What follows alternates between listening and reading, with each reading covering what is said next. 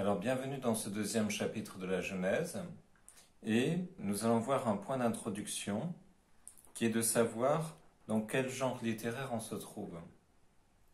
Alors en réalité je vais très vite le passer parce que ce sont des discussions interminables.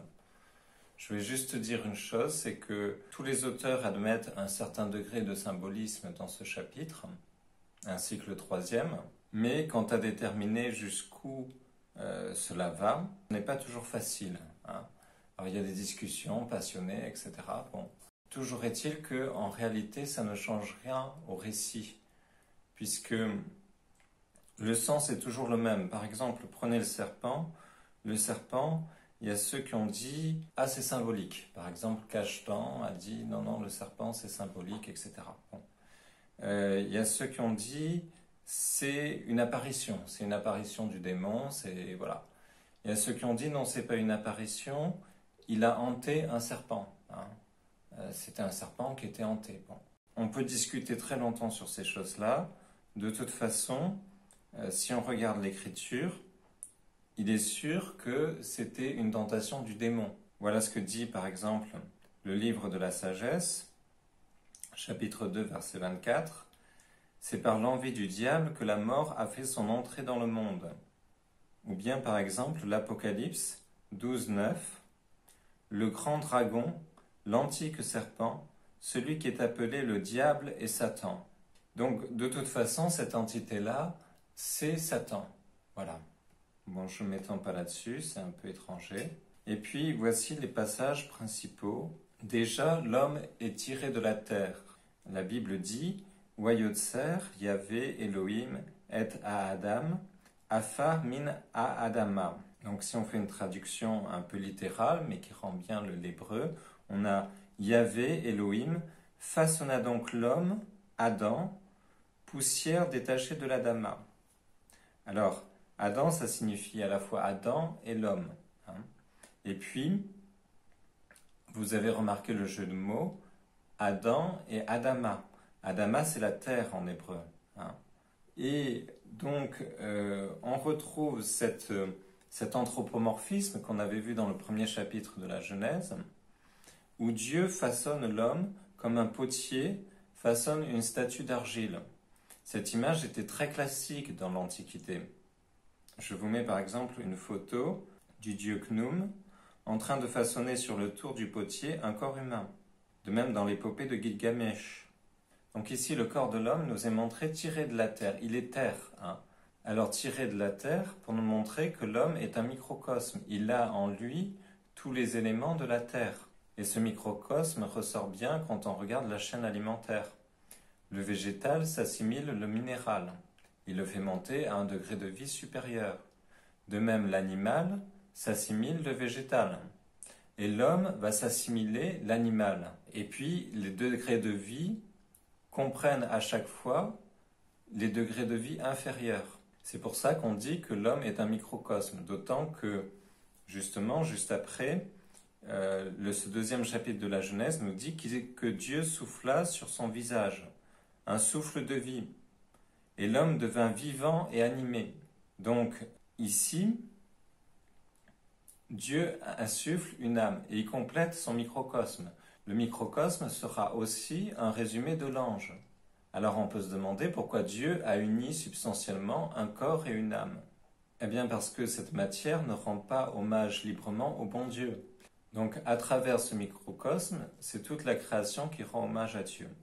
Ça, nous l'avons vu. Donc Dieu créa l'homme à son image, on n'avait pas tout vu. Et il nous reste à voir quant aux processions. Donc l'homme est capable de s'intelliger, et puis de cette intellection procède l'amour. Donc on avait vu les processions en Dieu, c'est Dieu le Père qui s'intellige, et cette intellection qu'il a de lui-même, ce verbe, c'est Dieu. Et de l'amour qu'il y a entre le Père et le Fils, procède le Saint-Esprit. Donc l'homme est capable de s'intelliger et procède l'amour. Donc de même, quant aux processions, de Dieu procède Adam et de Dieu et d'Adam procède Ève. Ou bien encore, de l'amour mutuel de l'époux et de l'épouse procède l'enfant. Donc on a trois personnes dans la même espèce. L'ange, par exemple, chaque ange est à lui-même son espèce. Comme vous avez une jonquille, une rose, un lilas. Vous avez la michaélité, la gabriélité, la raphaélité. Bon, donc Dieu plante un jardin, hein, il les met dans un beau jardin, en même temps il ne va pas les mettre au milieu des ronces.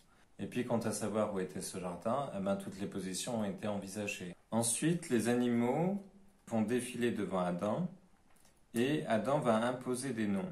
Chez les orientaux, l'imposition du nom marque la supériorité. Par exemple, quand Dieu change le nom Abraham en Abraham, ou bien le nom de Simon en Pierre. Donc ça, chez les orientaux, c'était classique.